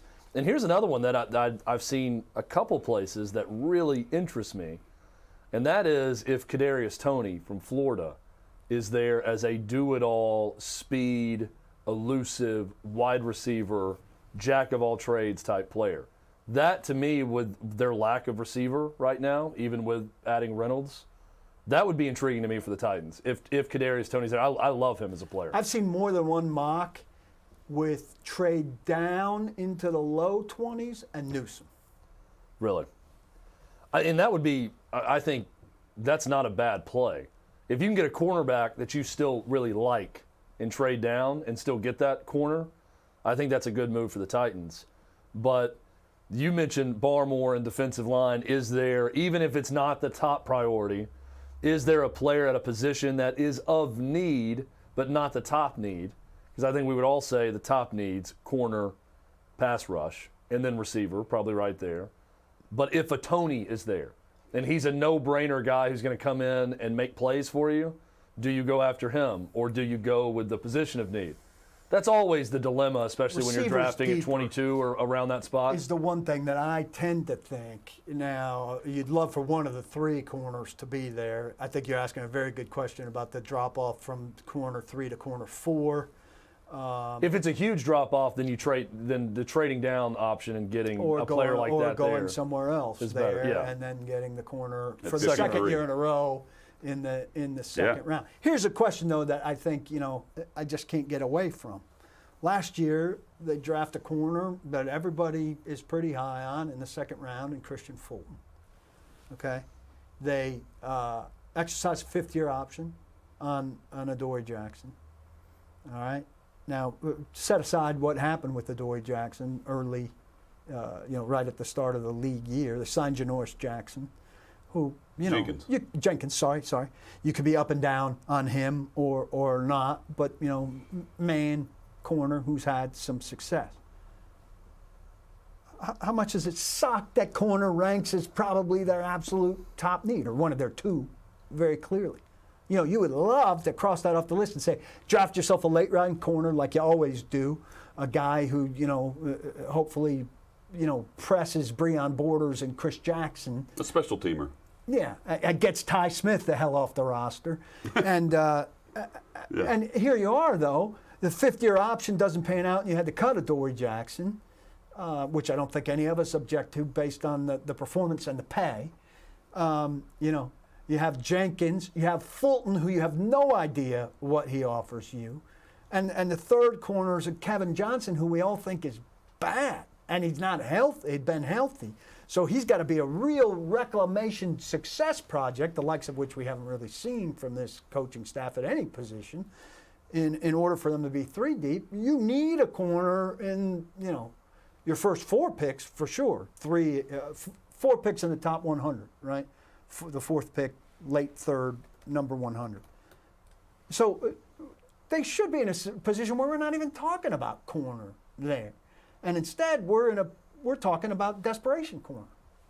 Yeah. If you want to get really weird with the best available player option, what if Najee Harris from Alabama is still there at 22? He's terrific. They can't go. I'm looking at a mock draft right now with Todd McShay that's got him going 24th to Pittsburgh, which shocked He'd me. be great in Pittsburgh. I mean, Because he is a good pass catcher.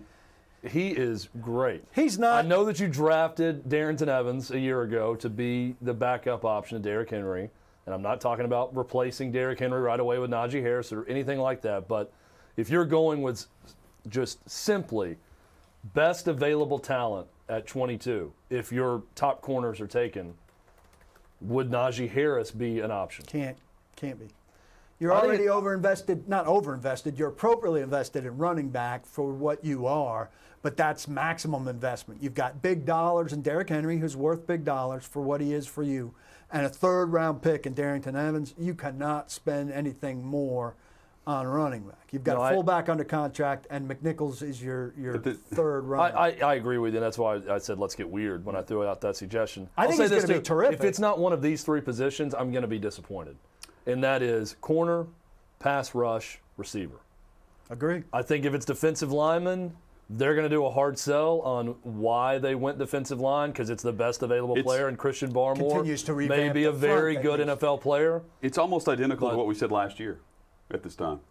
Oh, we were all shaking our head when they took an offensive tackle. Which is a bit, well, they didn't take a wide receiver last year. I wanted one desperately because I thought it was a supreme No, I'm saying class. going into the first round, Right. what Chad just listed were what we were looking for. And they took an offensive tackle. And they Right. how much, I mean, look, late picks last year, does a wide receiver pan out? I don't know. But with Isaiah Wilson More than having a done quarterback. nothing, I was talking about Ayuk, who Right. went before them as well. But if they had taken, we have to look back. And you can always find somebody better than who you took. Certainly with Isaiah Wilson, anybody is better than who you took. Yes. But if they had taken a wide receiver there and groomed them for a year, the relief from Corey Davis's disappearance, which you would have saw coming, I would have said Corey Davis wouldn't be back because I would have expected that Corey Davis would have continued what he was the first 3 years, which wasn't good enough to tab as your number 2 wide receiver. Turned out Corey Davis got good in his 4th year, and you couldn't have back because it was cost prohibitive for what he is. But I don't think there was enough foresight in terms of being ready for receiver purge. And this roster doesn't have enough guys ready to step in to help those, to fill those positions. Yeah, but you We've can't, talked you about can't that. You can't have all of them. You can't solve every problem in the draft. You can have more of them. Well, they got a lot of problems to solve in this draft. Oh, of course they do. And after a year of drafting horribly Yep. and injured guys and the like, they need 4 contributors out of this draft. They're not going to get 4 contributors. I mean, you have to hit home runs to get 4 contributors out of a draft. And by 4 contributors, I mean 2 starters, 1 guy who's playing in a nickel package, and 1 guy who's playing. You can do That's a home run draft. They're due a home run draft. I mean, they need a home run draft. I know you're hedging and saying that it's going to take that, and you're right, but it's time. The draft, especially in the first round, has been abysmal. Is it a reasonable Under John expectation? Robinson, you got to get 4 contributors. Is it a reasonable expectation based on what we've seen them do? Based on how they've eased in first rounders? For a guy who is, since he's been the GM, I think 5th, top 5 in wins in the NFL, hell yeah, it's reasonable. And if they're going to reset, and they're not even reset, if they're going to sustain this thing and compete for another division title, it's what's necessary. They've won, though, those games despite having injured first-round pick, guys who pull hamstrings in camp every year. The first rounder, I mean, Rashaan Evans didn't do anything early. It's turned out not to be a very good player. But remember him in Buffalo was, week 3, week 4? It was awful. His head was spinning. He was lost. I mean, I documented how injured, how much camp first-rounders miss. They don't hurry these guys. They're not going to say after draft weekend, yeah, we're getting out of the gate. We're expecting stuff from these guys. Unless they really change their tone, they don't talk like that. They don't talk big expectations for rookies early. Well, but the rookies were coming in, and they had the luxury of having some solid veterans ahead of them. Yeah. You know, Things have changed. There's some expectations now with some positions of need where guys are going to be drafted and expected to play immediately. Well, let's hope so. But I expect them. contribute. You expect them. They need to expect them. But I don't know if we're going to hear a tone change or see an approach change, because I think this deep into Robinson and Vrabel, I think we know a lot of what they are, and I don't know that all of a sudden, despite the clear needs, we're going to see them insert somebody in the starting lineup and say, go cover that corner, go cover that guy. And corner's a position you can play early, especially if you're playing a lot of man, and they're clearly going to be playing a lot of man. They also took a hit this week on special teams. Chris Milton, now with the Giants. It's like the Giants are just signing. And Josh Kalu. But they were clearly done with both those guys. So but the guy they got from Pittsburgh, they clearly think is going to be I bring one them of up, those Paul, guys. only because they're active on game day. They're one of the 46 Right. active roster players that you have to now factor in moving forward. They're churning the back end of that, and I hope, looking for guys with better ceilings. As good as Chris Milton is, and I love him on special teams, I think that guy needs to have some potential to play for you on defense. You know, how many of those guys can you have that don't play or don't have the capacity to play when your defensive backfield starts to get hurt? But he played that role well. Very well. He also got hurt. Got hurt a couple of times. And Kalu helped. I mean, there is a tangible game-winning player for the Titans there. He made a couple of game-winning plays. Going back a couple years, he had the deflection on the Kansas City Chiefs the year they won the Super Bowl. The Titans won that game in week 10 or 11, wherever when the Titans turned things around and went on that run. Joshua Kalu had the blocked that kick at the end of the game. Giants have 4 former Titans defensive backs: Logan Ryan, Adoree Jackson, Milton, and Kalu. It's a lot. How much did Logan Ryan play into those signings, I wonder? Well, he certainly out to helped dinner with recruit Adoree Jackson. That's what I mean. Those other two, I'm sure he put in a word for. I would think the team's coming to him first and saying, "What do you think of these guys?" I mean, he played a factor with Malcolm Butler signing here. Well, that's also. I look at some of those moves and I think that's the Giants saying it was coaching and not the players for the downturn this year with the Titans secondary. Adoree. Yeah, with Adoree especially. I mean, Milton doesn't count against the Titans secondary performance. Right. And Kalu counts. Big story happening right now in about the last 15 minutes or so, and I have checked. This is not an April Fool's joke to my knowledge. That's why we took 15 but minutes. I've been researching, and I found this on Pro Football Talk. Michael David Smith wrote the story. Dean Spanos' sister, so Dean Spanos, the owner of the Chargers, but he only owns 15% of the franchise. The sister owns 15% also, and there's 2 other siblings owning 15%, and then 36% is owned by the Spanos Family Trust. His sister is filing a suit that's going to force Dean Spanos to sell because she claims the trust is in debt and they can't even pay into charitable contributions they've promised because this is so in debt. And the only way to get money back is to sell the team. And in the lawsuit, the person that wants to buy the team that's referenced here, Jeff Bezos of Amazon, wants to buy the Chargers. And talk wants to buy them and move them back to San Diego. I knew that. I suspected as soon as you started mentioning the Chargers that a San Diego element would come. Look, if you're getting back to San Diego, you need somebody filthy rich like Bezos who's going to build his own place because California is done with any public financing of stadia.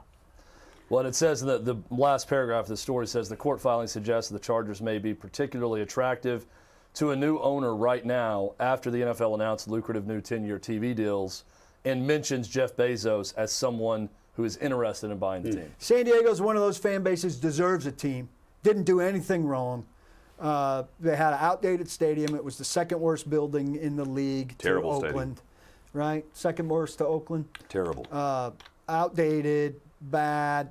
You build a great stadium there. It's a great NFL city with a great fan base. You know who can build a great stadium? Jeff Bezos. Yes. They don't deserve to be a second-class citizen. And how about the league potentially partnering now with Bezos on Amazon streaming stuff? Now he's an owner in your league? Is there a conflict of interest there? I don't know. Like, I've never seen like if Probably, if but someone they'll who work through owns- it. If you owned a network, for instance, and you decided to be a team owner, that just seems sort of like a conflict It of is. interest with a TV So how partner do of you the work league and you through own a that? team. Because you want to be on Amazon. I mean, right? Amazon and streaming are two of the biggest things going. Yeah. Amazon streaming is gigantic. And the league definitely wants a foot in that pool. So what do you do there? I think we'll read about that soon in Sports Business Journal and the like. If he's willing to jump in as an, he has to be approved by 24 of the 32 That sounds owners, right. right? Or the Yeah. 31, because he'd be selling. But if he's approved for that, you would think they make some concessions to it, only because you're getting Bezos in. They're going to build a new stadium, so on top of the Amazon deal, he would You're get a getting a Super lot. Bowl. He's getting the Super Bowl rotation. Yep. I mean, there are a lot Venue of with the Super Bowl rotation. a lot of reasons why the NFL would want that, Now, who doesn't want this? and you're not sharing a stadium. Who doesn't want this? The Rams. The Rams have a second tenant, so to speak. I don't know that they're making money, but off of the Chargers or how much. But they've got Sundays filled in Yeah. their building. I felt like they were kind of forced, though, to do that as part of the you But want to you move want to events? LA. You want to do like you're going to take the Chargers too, because the Chargers need a home, Yeah. and we're taking them out of San Diego. I'm interested in that angle too, though, because it's a monumental undertaking Sure. there. He's got to be getting some money out of it. What's the name I'm looking for the Ram? Kroenke. And those are dates. You're talking about 10 or 11 dates now that you've got something going on in your building that you would be losing with this. Are the trade-offs for the league beneficial enough for him? Probably. I mean, they're certainly beneficial enough for the league. Very interesting story. Hit us up on Twitter at OutKick360. So Jeff Bezos, just to clarify about the conflict of interest, he has this year alone sold $10 billion worth of stocks in shares of Amazon. Wow. So he only holds a little more than 10% of the company right now, based on the shares that he sold. So I don't know if he's technically the owner. He's a founder, obviously, and has made a ton of money off of it. But I don't know that he's the owner of Amazon at this point, owning, it says, a little more than 10% of the company. That's crazy. I mean, I know nothing about business and finance, but I hear Amazon. I think Bezos. $10 billion in stocks he sold, and still owns more than 10% of Amazon. What are the Rams worth? The Chargers worth? Did it say in there? It does not say. I also had no Chad. idea that Spanos didn't own. Well, how bad are you at business if you own an NFL team and you've run your trust into the ground, where you can't even pay charitable donations that you've promised to pay? Bad. That's bad on Really Dean bad. Spanos. Chad, our viewers and listeners can feel like a billionaire by signing up at FanDuel. They can indeed. 40-1 odds on the Final Four. I say it every time. I say it every time this offer pops up on the screen and Hutton talks about it. With this offer, I don't know why you wouldn't get in right now at 40-1 odds. You could bet the Zags at Yes. 40-1. You bet $5 to win $200, and you can take the money line on Gonzaga to do so, to beat UCLA. In the Final Why Four. would you not sign up? Makes it very easy. FanDuel.com/OK360.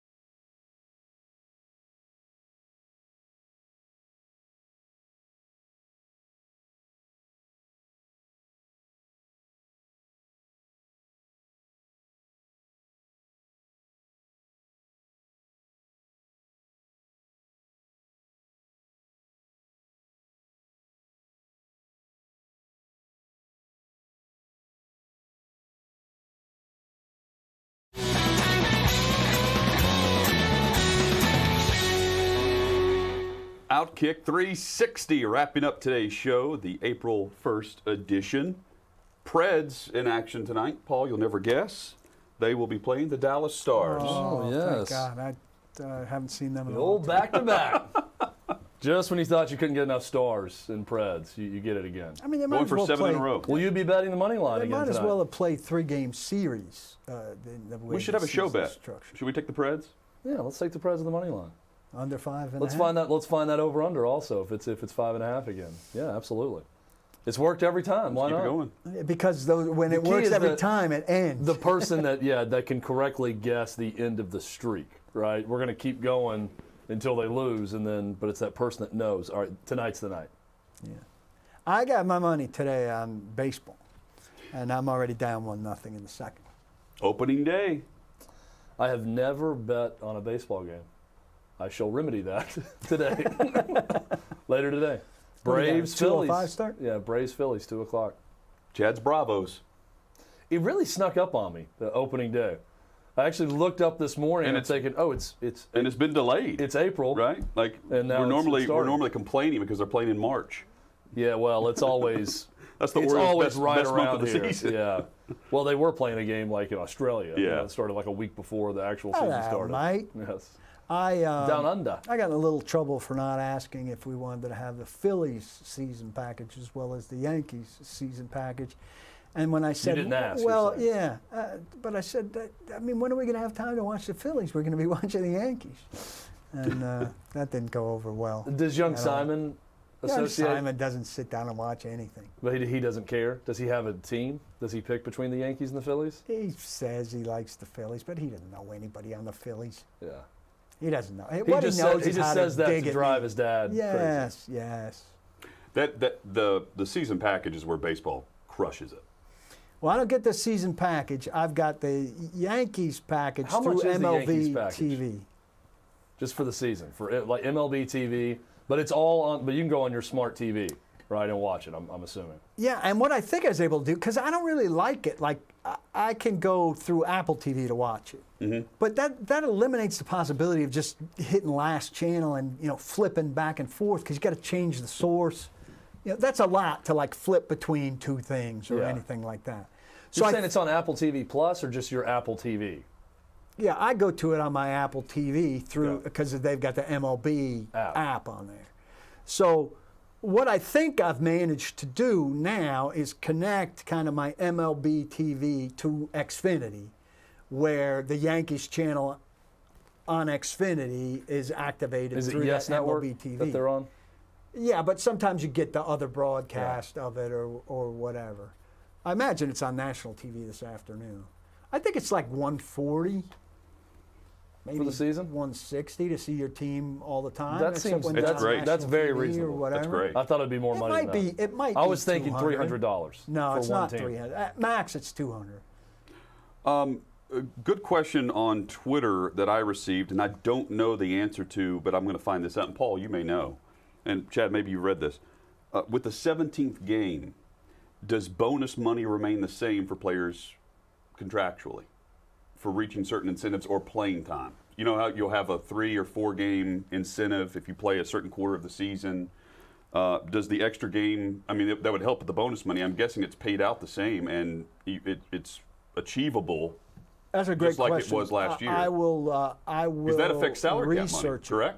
Well, it affects the next year's salary cap money. Most of the incentives are not likely to be earned Earned. incentives. But this All makes it it takes more is for it likely. not likely to be earned is that you've not achieved it before. So, if it's a 10 sack thing and you've never had 10 sacks before, it's not likely to be earned. Then if you earn it, that money goes on to next year's salary cap.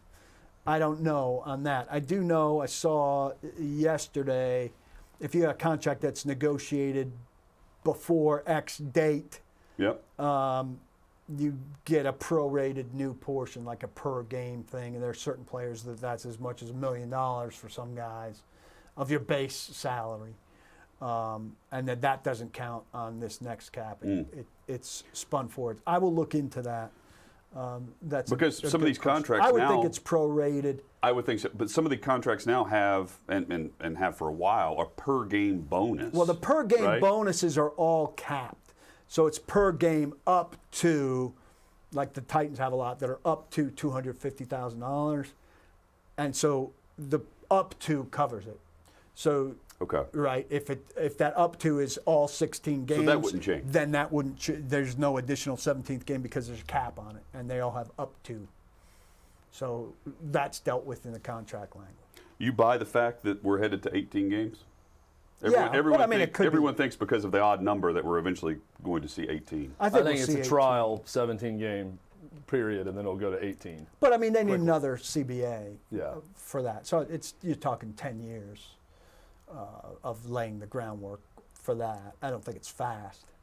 Or you just call for a vote. I mean, I don't know. I mean, TV money would talk on that. I feel like they could Conceivably. easily come back I and don't change know. if they wanted. But the 18 game, because you would build in another bye week. So for all those that are saying, oh, we're going to see 18 games, you would build in another bye week, which would push the Super Bowl back an extra week, which they've already done. I don't think they want to do that necessarily, the league. They want to keep the Super Bowl around that same. So you've got 17 Calendar. games in 18 weeks now. You'd have 18 games in 20 weeks, conceivably.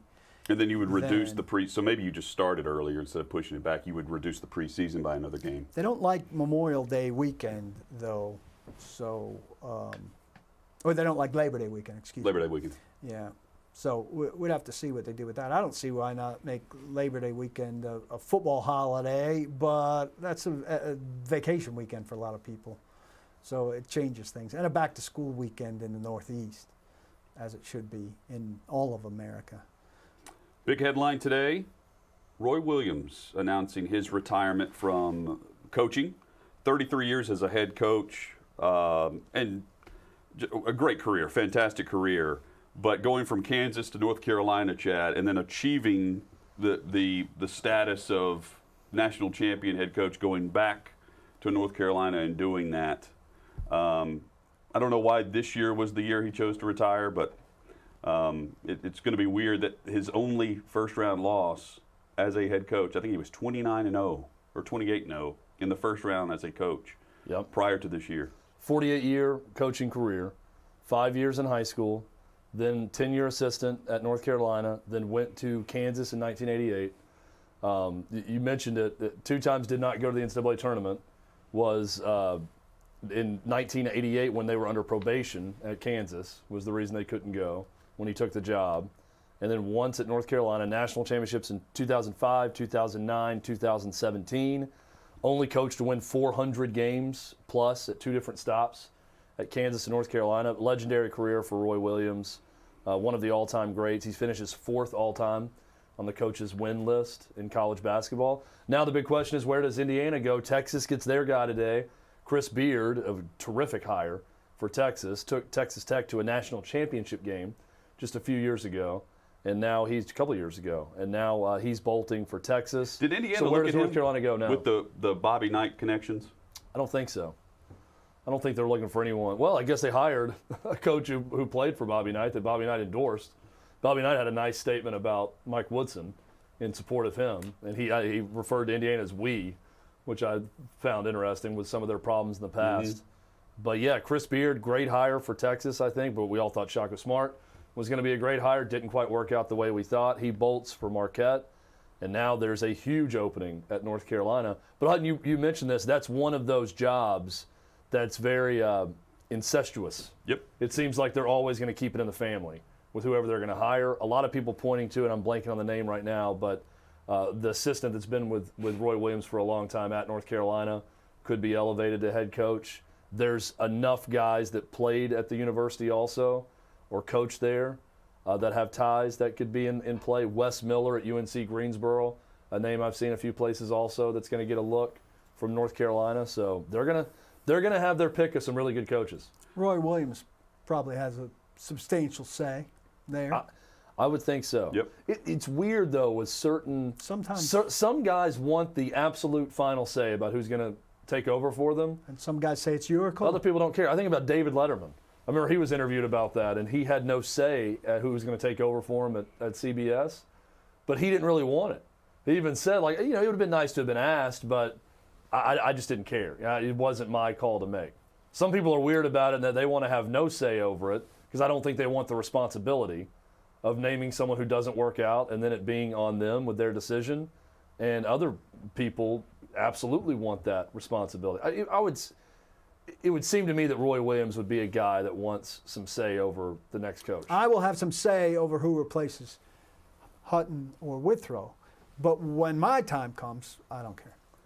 Will you have say over who replaces Lance, Jacob, or David Reed if they move on from Irreplaceable. us? All of Agreed. them, irreplaceable. Do you get to make the next hire? Is what I'm saying. There will be no hire.